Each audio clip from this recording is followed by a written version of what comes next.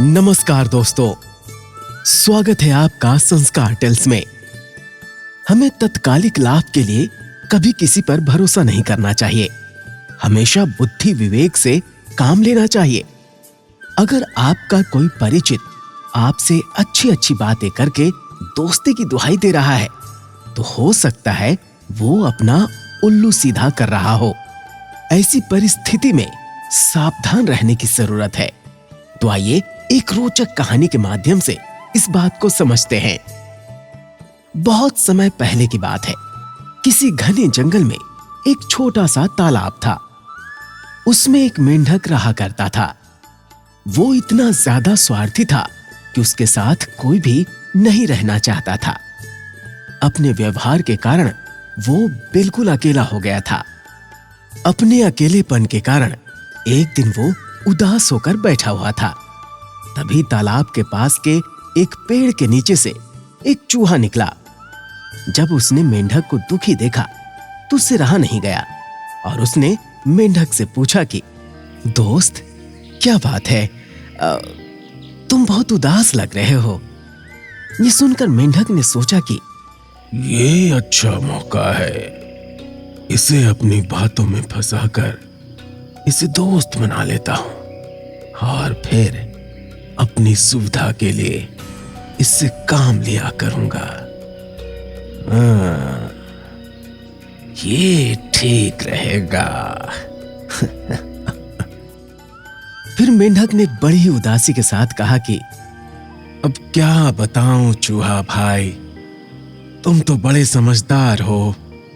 अब तुम ही बताओ, ये भी कोई जीना है? ना कोई मेरा दोस्त है और ना ही कोई शुभचिंतक जिसके साथ मैं अपना सुख दुख बांट सकूं। हे राम, अब तुम ही कुछ करो।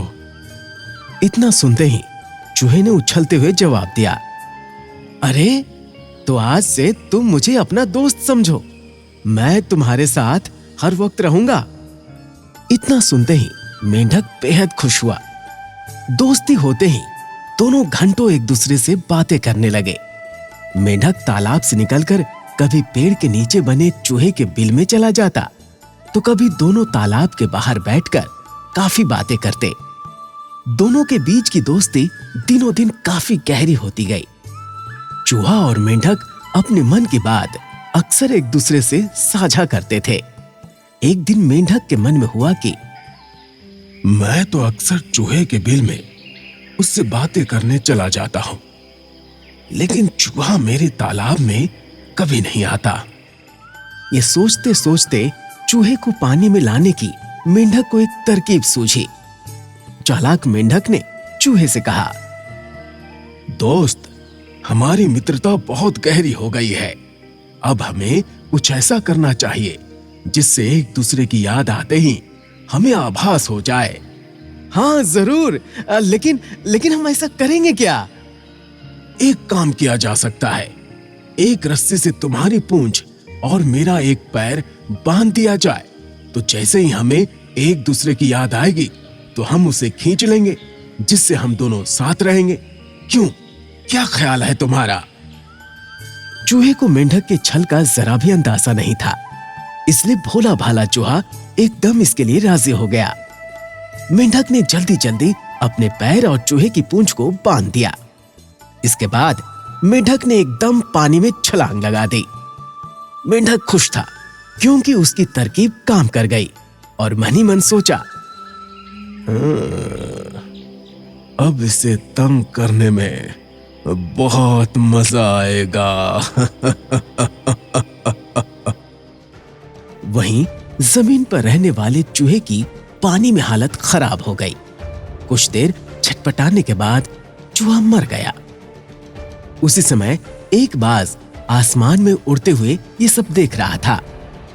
बाज ने जैसे ही पानी में चूहे को तैरते हुए देखा तो वो तुरंत उसे मुंह में दबाकर उड़ गया। दुष्ट मेंढक भी चूहे से बंधा हुआ था, इसलिए वो भी बाज के चंगुल में फंस गया। मेंढक को पहले तो समझ ही नहीं आया कि हुआ क्या।